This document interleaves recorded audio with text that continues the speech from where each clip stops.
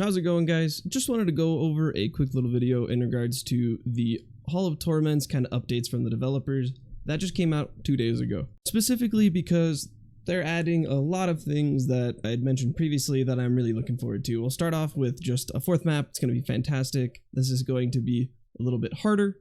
There's going to be more complex mechanics, and there's going to be new enemies, things like that. And they're also trying to make the AI smarter, because if you look at this map, it looks like there's going to be a lot of really funny places that you're able to go into and a lot of objects in your way. It seems like they are featuring more of like a cave-like structure, so it's going to limit where you can go, and it's also going to make you think about a little bit where you want to be when you're fighting bosses and things of that nature. So it's going to be really interesting. Obviously, this is a work in progress. It is not released to the beta yet, so hopefully more to come from them. And now the second thing, and probably the most important thing from this whole update, is going to be this Agony switch. Agony is going to increase the monster count, monster health, and the XP drops.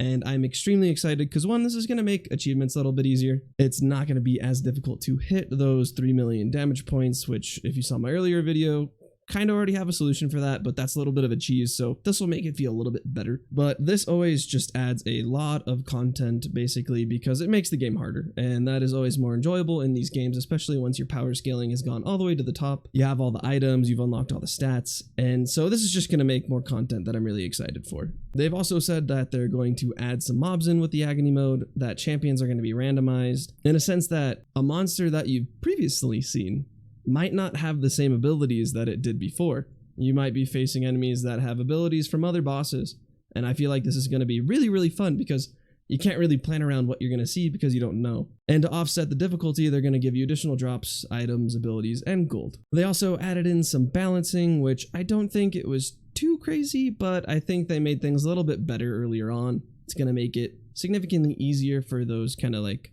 first initial levels. And they've also reduced the amount of debuff effects as well as elemental, because it seemed like they were a little bit OP, which I would agree. The debuffs kind of stack extremely easily, and I mean, even with 5%, with the amount of attacks that you're throwing out there, you're still going to get a ton of debuffs. I don't really think this is that big of a deal.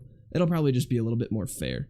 They also tuned the bonus EXP. I'm not sure if you guys knew, but for the percentage of quests that you have completed, you would get additional EXP in the game. This was to incentivize you to actually go and do those achievements, and they had just reduced it a little bit because they are going to be adding in additional quests and additional achievements as more content comes out. It looks like they're going to be adding in some additional effects, basically, and stat values, and I'd say Hall of Torment does a really good job of explaining what those stats do, so it's not something I'm extremely worried about. You're going to be adding in 2 new potions that are going to reroll items and reroll abilities, which that is definitely interesting.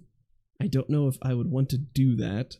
I get the reroll items maybe early on, but I don't feel like you would want to change your items mid-game if you already chose them. So that one, not sure where that came from. The reroll abilities is nice because I know there's just sometimes you're trying to do an achievement and you don't get the ability you're looking for, so it makes life easier. This one is something I'm really happy about because this is something I had complained about previously, is just the fact that the HP for the 2nd and the 3rd boss are just kind of ridiculous. It's not really that enjoyable when you're doing the same mechanics over and over again for a large amount of time, and it's not hard. The only reason that it took so long is because the health pools were so significantly larger, and I had thought they had done a very good job with the 1st boss, and it looks like they're making that same change for the second 2 bosses, which is really, really nice because it's just going to be more difficult, but it's not going to take you a long time. And then they fixed a little bug where if you played on the 3rd boss or the 2nd boss, you would actually target the little objects that were around the boss. So like the ghosts on the 3rd boss and the balls on the 2nd boss.